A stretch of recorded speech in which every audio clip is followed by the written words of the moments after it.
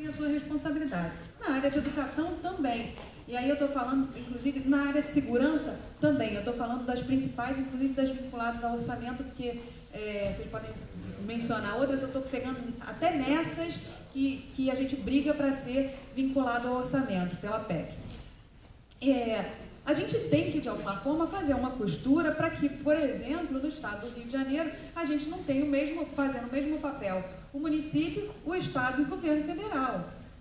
E nos outros estados também, porque aí a concentração de recursos é realmente muito grande. O Ministério da Cultura, ele coloca uma discussão, acho que em resposta à sociedade também muito grande de concentração de recursos, mas mesmo pelo fundo ele não consegue fazer a descentralização de recursos. E as atividades dele na ponta são atividades que não dizem respeito ao governo federal. Como é que a gente faz esse mecanismo funcionar? Eu, por exemplo, olha aí, celebrando também a situação da Secretaria Municipal de Cultura, eu acho que o Estado começou a ter uma interlocução, ainda que muito embrionária, com o município, para entender onde o município está atuando e o Estado dizer, opa, isso é parte do município. Né? Não que ele se exime de responsabilidade, mas ele não se sobrepõe às funções que são as funções do município. Obviamente que, guardadas as devidas proporções e características de cada situação, porque a gente não pode comparar o município do Rio de Janeiro, por exemplo, com Varriçai. A gente tem um município chamado Varriçai, Noroeste Fluminense. Por exemplo, uma representante de Varriçai que não me deixa mentir. Varriçai existe. Existe. Existe. Então, essa também é porque eu acho que essas nossas discussões, elas se desencadeiam nessas situações que são situações de gestão, de governança, que a gente tem que começar a mexer nelas. E sem prejuízo, o Estado não deve querer ser poder público municipal. Ele não deve querer, assim como o governo federal não deve querer ser Estado ou município. Se a gente consegue entender essas responsabilidades nos outros setores, por que no setor da cultura é diferente? Tudo bem que a cultura é diferente em tudo, nós somos lindos, jovens, bronzeados, eu nem tanto, mas dá pra gente fazer uma questão de governança mais eficiente. E aí teve uma pergunta da Ivana Barradas, que eu acho que vai mesmo também uma provocação que eu tinha feito, desculpa te interromper, Tatiana, não sei se você vai acabar tangenciando isso também. Políticas públicas também requerem transversalidades, como atuar de forma mais integrada nas áreas de cultura, esporte e educação. Uma preocupação grande que a gente tem tido na Secretaria agora, que eu acho que remete também a uma questão que eu falei antes, sobre a questão e você falou, da divisão em caixinhas de linguagem, né? Como é que você vê isso? Essa coisa das artes integradas, de você integrar inclusive com outras áreas para além da cultura, como é que você, não necessariamente secretaria, mas você como pesquisadora na área? Na verdade, eu anotei tanto que eu já estou perdida nas minhas anotações. Vou ter que mandar um relatório para o Marcelo e ele distribui para todo mundo depois. Na verdade, a área eu acho que é normal a gente querer segmentar, até porque a gente tem uma questão de estrutura de cada setor, né? O setor das artes visuais se organiza de uma forma, o setor das artes cênicas se organiza de outra forma, e o Estado deve responder a isso de alguma maneira. Eu acho que o Estado deve responder a isso muito mais na questão dos planos setoriais do que na questão do investimento. Por que na questão do investimento a gente fica segmentando uma coisa que não é mais segmentada? Eu queria fazer com que os editais ou que o programa de fomento ele se relacionasse de outra forma com o setor cultural. O problema é que quando eu faço uma sugestão de alguma coisa nova, eu passo um ano com o pessoal me dando lascada. Só no ano seguinte eu consigo respirar e o pessoal, agora eu estou começando a entender, não vou te bater tanto, né, Veríssimo? Vou te bater tanto, vou bater um pouquinho menos. Porque eu acho que a gente tinha que fazer uma divisão. Toma lá na cara danada. Nós somos os sem vergonhas em matéria de amar. Mas eu acho, por exemplo, que as nossas formas de financiamento, elas deviam se organizar em outros blocos que não nas práticas artísticas, porque afinal de contas tem blocos que são comuns a todas as práticas artísticas. Inclusive, como foi colocado pelo Reinaldo, contemplando, por exemplo, o segmento afrodescendente. A questão das matrizes africanas é um pouquinho mais complexa, porque faz parte do nosso passivo e que a gente tem que, de alguma forma, resgatar, reforçar. E aí está o papel da administração. Porque, vejam bem, uma coisa é a atividade cultural que é cotidiana, que a gente não pode deixar que ela não pode ser sazonal, e o Estado tem que não ter uma relação sazonal com ela. Outra coisa são as questões que a gente tem que resolver enquanto Estado em relação com a sociedade. Os buracos que a gente tem históricos, por exemplo, que é uma das questões, é a questão das matrizes africanas que o Estado tem que assegurar.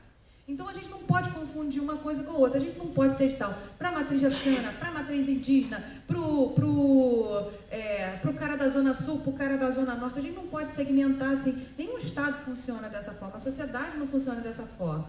A cultura não pode funcionar. Então, a gente tem que ter as atividades que são as atividades permanentes. No entanto, a gente tem que resolver esses problemas, que são problemas históricos. A questão aí a gente pode fazer uma analogia ao que a gente tem de estrutura de país hoje em dia para atendimento às classes menos favorecidas e que, de alguma forma, elas têm que ser incluídas num processo democrático de acesso a todos os bens e riquezas desse país. É só para a gente não confundir, porque se a gente confunde, a discussão não tem qualidade, a gente não avança. Então, eu acho que o fomento ele tem que responder dessa forma. A gente não deveria mais segmentar ele em áreas, e aí o pessoal que defende as questões setoriais ia brigar um pouquinho comigo, mas eu ia dizer para eles, vamos fazer um pouco menos de reserva de mercado no pensamento, porque nem é reserva de mercado no pensamento. Vamos falar um pouco mais na atividade cultural, na sua essência. Né? A gente nomeia... O que a gente faz com uma atividade de performance? Ela é o quê? Ela entra em artes cênicas, ela entra em arte visual, mas ela está lá dentro de uma exposição. Eu boto ela onde? Isso não interessa. Desculpa, não me interessa, fui categórica, né? Não, isso super me interessa. Mas não me interessa enquanto tag, enquanto etiqueta. Me interessa na atividade que ela produz. Então, eu acho que esse pensamento também tem que evoluir um pouco da nossa parte, enquanto administração, e da parte da área de cultura também, para discutir isso, não é nem aceitar, é para discutir, entender que isso é positivo e não é negativo quando se faz alguma transformação nesse sentido de propor novas organizações, novos arranjos. Isso porque ela estava com vontade de fazer pipi, imagina só. Tô brincando. Se você me desse 3 horas eu falava. Bom, só aproveitando o teu gancho, Tatiana, eu acho que eu entendo, enfim, eu acabo achando, e a gente tem que conversar muito isso na secretaria também, que algum nível de segmentação é preciso. A gente conversa muito com a Lelete, que está aqui, nossa coordenadora da CEPIR, especialmente em relação, né, à cultura produzida pelos fazedores afrodescendentes e todas essas matrizes que surgem disso. Acho que a gente caminha, né, Lelete, para alguma coisa aí nesse sentido.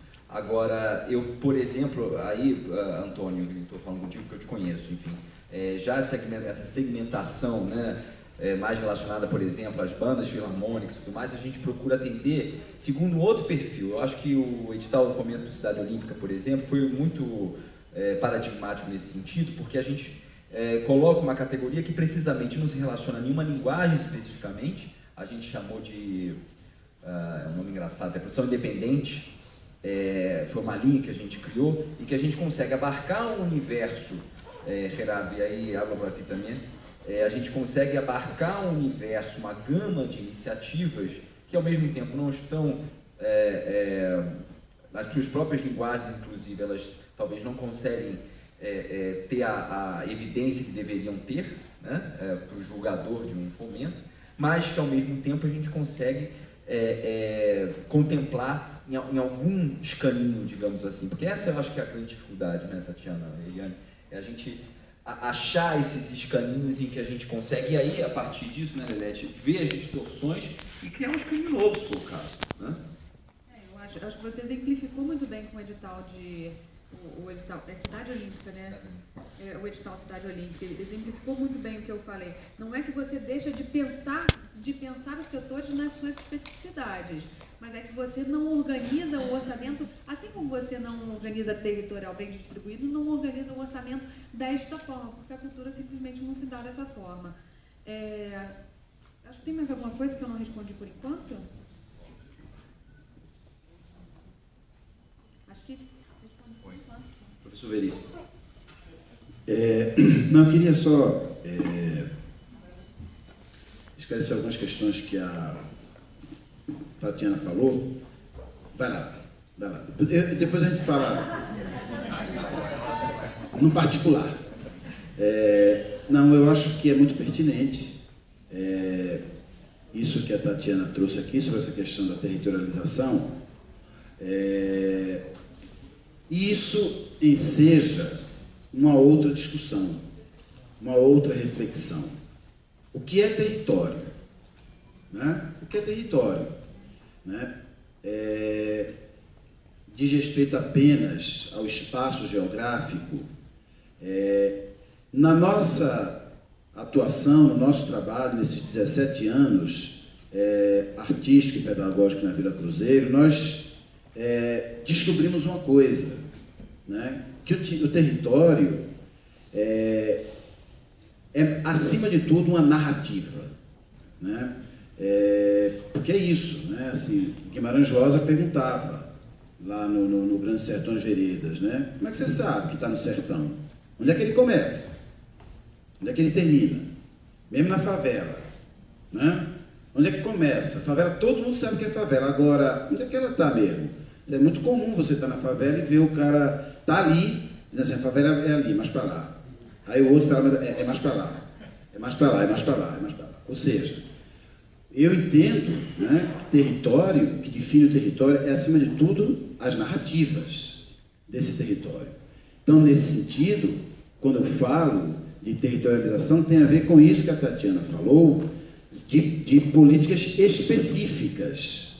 Né? É nesse sentido que eu falo. Evidentemente também que o poder público, uma política pública de cultura, também tem uma função, deve ter uma função de fazer aquilo que eu falei, que é acender esses territórios, os outros territórios, despertar as narrativas desses diversos territórios, para que se crie uma pleiade. Você deu para ouvir lá? Não, né? Não? Posso repetir para ela, então? Não, estava dizendo o seguinte, Tatiana, que sobre essa questão da territorialização que você falou.